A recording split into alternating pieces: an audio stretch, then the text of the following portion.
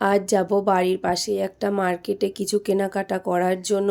ঘুম থেকে উঠে ফ্রেশ হয়ে খেয়ে নিয়ে ইনায়াকেও খাইয়ে নিয়ে এবারে রেডি হচ্ছি। তখন প্রায় বেলা বাজবে 10টা, সাড়ে 10টা। বেলা 10টা সাড়ে 10টার দিকে এখন যে পরিমাণে গরম পড়ছে, মনে হবে যেন এখন দুপুর 1টা 1:30টা বেজে গিয়েছে। আমি রেডি হয়ে নিয়েছি, তারপরে ইনায়াকে রেডি করব।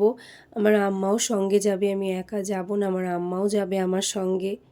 আমি রেডি হয়ে আপনাদের সামনে একটু আসলাম। আমার সাজগোজ কিছুই না, জাস্ট ড্রেসটাই চেঞ্জ করেছি, মুখে একটু সানস্ক্রিন, জাস্ট এতটুকুই। রেডি হয়ে রাস্তায় চলে এসেছি।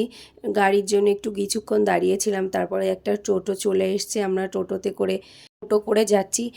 বাড়ি থেকে বেশি দূর না, ওই 3-3.5 কিলোমিটার আমরা পৌঁছে গিয়েছি। এই বাজারটাতে আমার প্রায় আসা হতো আগে। এখানে আমি আগে টিউশনি পড়তাম বিয়ের আগে।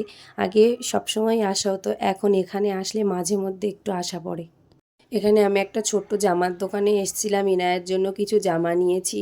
এই দোকানটাতে এসেছি ইনায়ার জন্য একটা পট নেব, আর আমি একটা কাঁসার বাটি নেব। বেশ অনেক দিন থেকেই ভাবছি, তো সেটাই নেওয়ার জন্য এসেছিলাম। বাট পটটা নিয়েছি, কাঁসার বাটিটা নিইনি। আর এখানে কিছু আমি কাঁচের গ্লাস দেখছিলাম, যেটা মানে আমার কালেকশনের মধ্যে নতুন কিছু অ্যাড করার জন্য। দোকানে গেলেই তো এরকম হয়, একটার জন্য যায় আর কিছু কিনে নিয়ে আসি। আমরা মেয়েরা তো এরকমই, যে দোকানেই যাই না কেন একটার জন্য যায় আর অন্য একটা দেখে পছন্দ হয়ে যায়, সেটাই নিয়ে চলে আসি। পর থেকে যবেতে একটু সংসারকে ভালোবাসতে শিখেছি, তখন থেকেই সাজগোজ জামাকাপড়ের থেকে আমার সংসারের জিনিসের প্রতি একটু মায়া বেশি। কোন জিনিসটা আমার কালেকশানে রাখবো এটাই ভাবতে থাকি। ফলও নিয়েছিলাম, তো নেওয়া হয়ে গিয়েছে, তার পেমেন্টটা করছিলাম।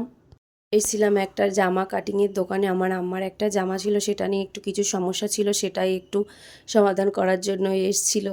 ইনায়া আমার কাছে কি যেন একটা চাচ্ছিল, ওকে দুটো লিচু খেতে দিয়েছি, সে তারপরও বারবার লিচু চেয়ে যাচ্ছে। এই গরমে হাত ক্লিন নেই, তারপরও দিয়েছি, সে বারবার চাচ্ছিল, সে লিচু খেতে খুব পছন্দ করে। আমি যেখানেই যাই আমার ইনায়াকে আমি সঙ্গে নিয়েই যাই, সেটা শ্বশুরবাড়ি হোক বা বাপের বাড়ি, আমি সবসময় আমার ইনায়াকে আমার সঙ্গে নিয়েই যাই। আমি কারো কাছে রেখে যেতে ভরসা পাই না, আর ও প্রচণ্ড চঞ্চল, কখন কি করে ফেলে, ওই জন্য আমি সঙ্গে করেই নিয়ে যাই। অ্যাপেলোতে গিয়েছিল, আমার ইনায়া স্ট্রে করেও ফুরিয়েছে, সেটা নিয়েছি। তারপরে একটা মিষ্টির দোকানে গিয়েছিলাম, এখানে আমার ইনায়ার কর্নফ্লেক্স ফুরিয়ে গিয়েছিল, সেটাও নিয়েছি। তার জন্য একটা পট নেব, অনেক দিন থেকেই ভাবছি, কিন্তু নিয়ে ফেললাম। এই পটটাই আমি আমার ইনায়ার জন্য নিয়েছি।